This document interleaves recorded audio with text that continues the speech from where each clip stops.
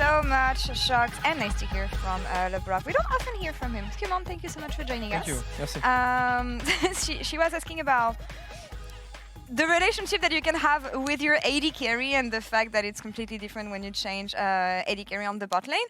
I want to know how the relationship with you and Laure evolved, because I know that it was a point in winter. Yeah, I mean, definitely.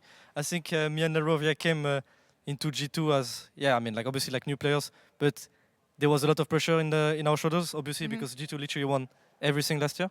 And yeah, I mean, I think that Laure was more shy than me in the beginning. And it was like really interesting to talk with him and try to get along with each other. So for me, it was one of the biggest parts when I joined is actually to understand him and what he needs in game, outside of the game. And I think that we're doing a pretty good job so far. And I'm really looking forward to see how we will keep evolving. Yeah, because today it was a great performance from both of you. I feel like you guys were a lot more linked up together than previously in winter. Given that you said that you've been working together with him, is it more of a one-on-one thing where you guys have been doing a lot more things together? Or is it more a team-wide effort to making sure that this is something that you guys are looking out for? Kind of both, to be honest. I mean, we've done a lot of team talk, right? I mean, for example, after we lost the final, it was really important to know actually what happened there, because we definitely choked really hard, obviously, and it was definitely something to just to know what happened and what we can learn from this.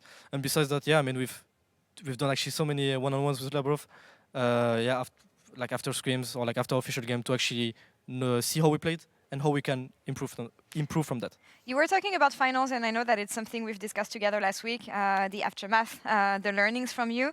Do you feel like you guys are going in the right direction with practice, shift in practice maybe, and how things have been going on the Rift so far? Yeah, I mean, I think we're doing a pretty good job. I think like our official games, our stage games looked more in control. Yeah. And I think that we're not throwing as much as before, which is like a good sign, I guess. And I mean, I'm pretty happy with how we played, and just looking forward to for this best of threes and hopefully reach finals again. I'm going to put you on the spot a bit here. What do you think was G2's problems?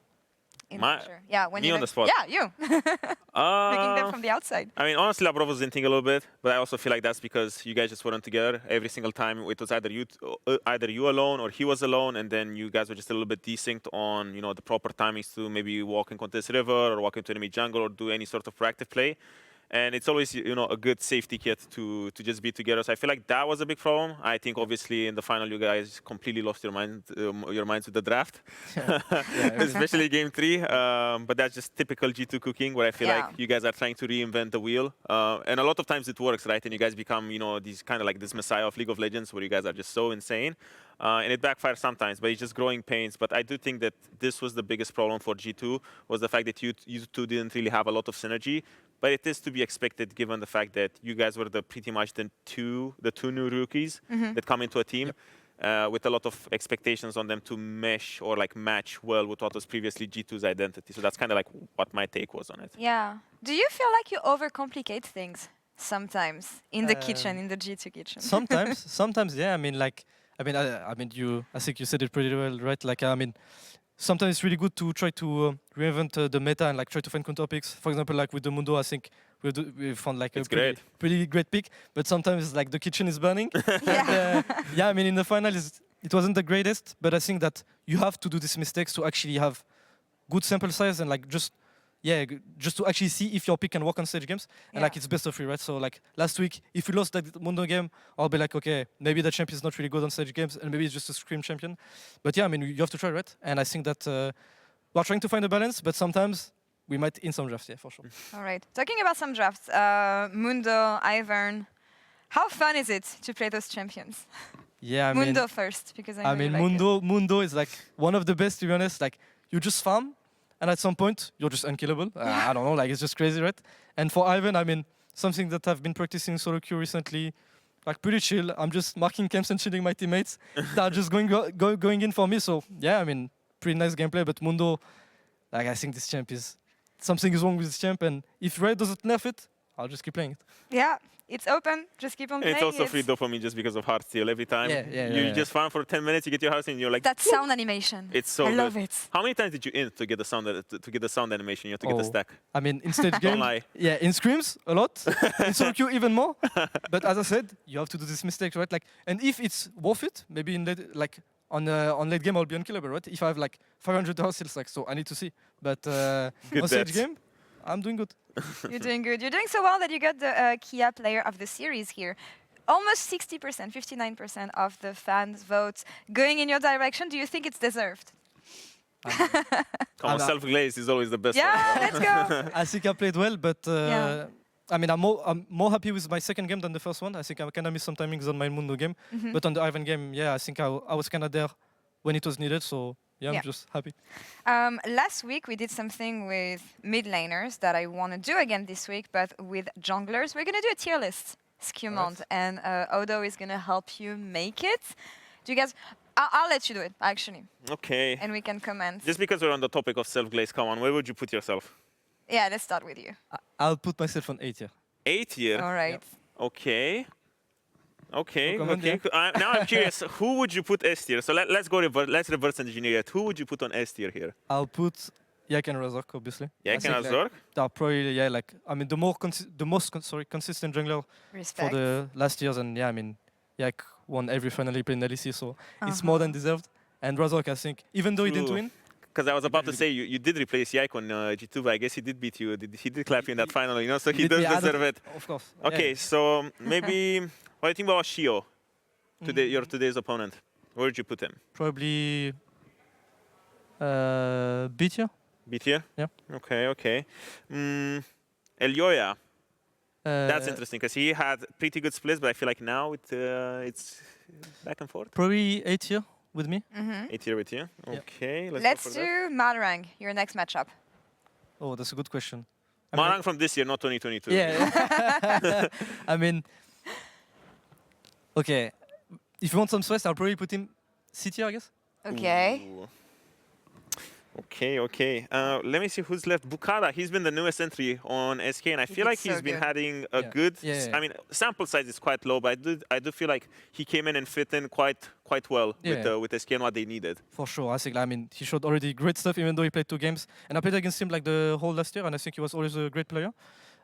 Just because he's a rookie for now, I mean, I think I'll put him on C, but for sure, like he can go really high, and you can put him in between if you want. Yeah, I'll put him in between. Fair enough. Okay. Let's bend the rules. Okay, that's 1-1-3 next. 1-1-3 on carries. Yeah, probably B tier, I think. B Like tier. he has some int moments, like let's be real, but I think he had really, really good games, like on Nidalee especially. Like I think he played really, really insane. And yeah, I mean, I think it's just like kind of 50-50 sometimes, but when he's consistent, I think he's a really good player. Yeah. Okay, but now 1-1-3 on tanks. Where do you put him? C tier probably. Okay, that's fine with me. Who are we missing here? Isma. Yeah. What's your take on him? With the move from SK to GX?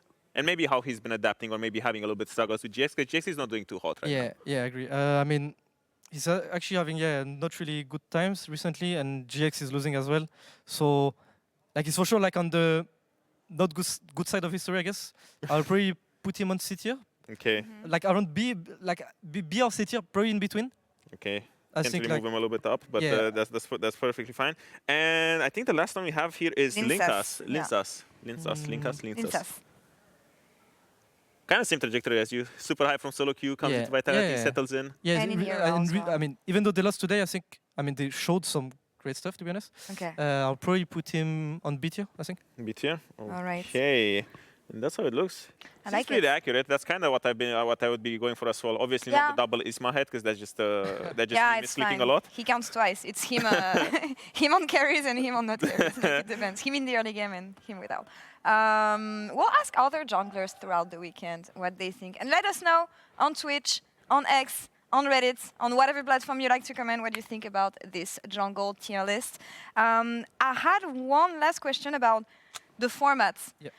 Because you guys played one time last week, you played once this week as well. How different does that feel for you, the fact that you're not always going to prep for the same amount of official games every week?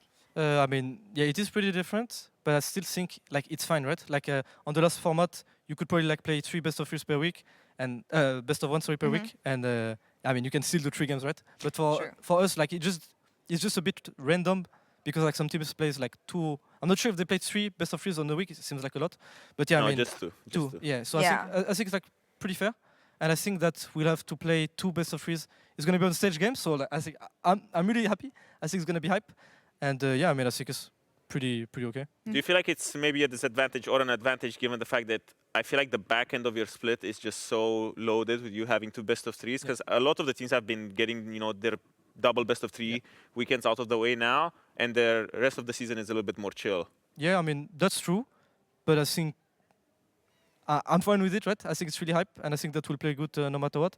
But for sure, like in the theory, right, like you will probably choke maybe if you're on stage, and it can cost more. But I think that's the game, right? And I think I'm just excited to go there and show what we can do. Yeah, it's going to be something to keep an eye on. Team's trajectory, strength of schedule, and everything. We're not going to see G3 for next week, sadly, but I want to know what you think about match of the week tomorrow, Fnatic versus KC. Oh. Fnatic was dropping houses here and there, let's say, last week. KC, I feel like they came back even stronger from first end. Yeah, what is going to be the key takeaway for this one? I mean, for sure, like Fnatic kind of looked weak last week against SK, and KC is looking like really strong.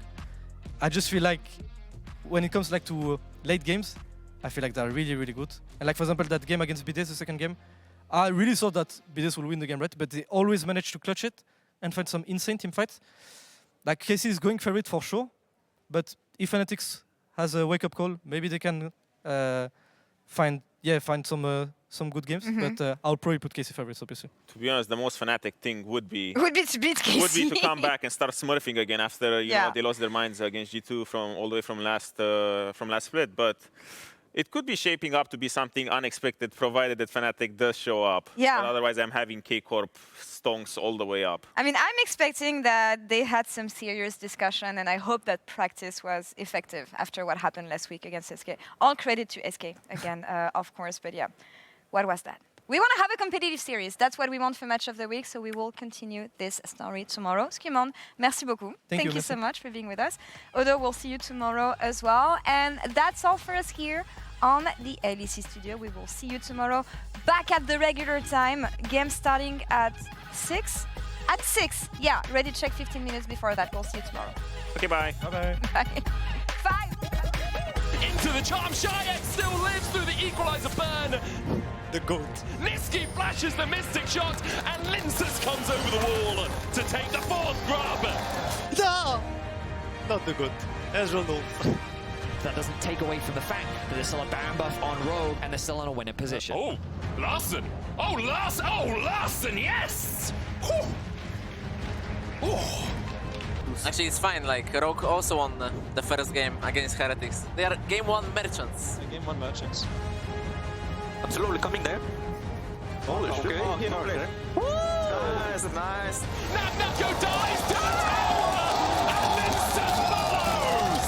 He was there in the beginning. It's Adam, the first man, the only man. The wall for the extra damage, kind of uncertain where to go. Lots of poke coming in from 1-1-3. Looks like it's going to be another finished kill here. While up there, another kill down for Irrelevant. I'm thinking. Don't worry about it, guys. I'm thinking. I died for your penta. No! I died for you guys. Solution, wait. Oh, it was a penta! I'm dead.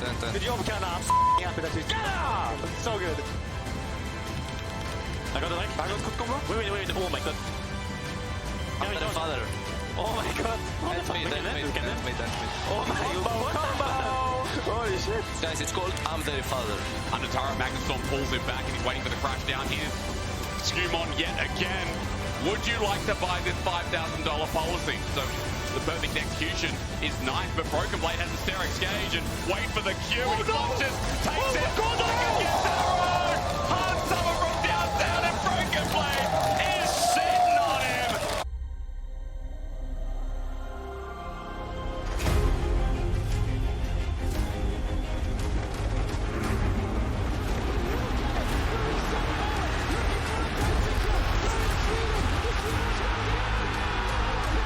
Green flag G2, the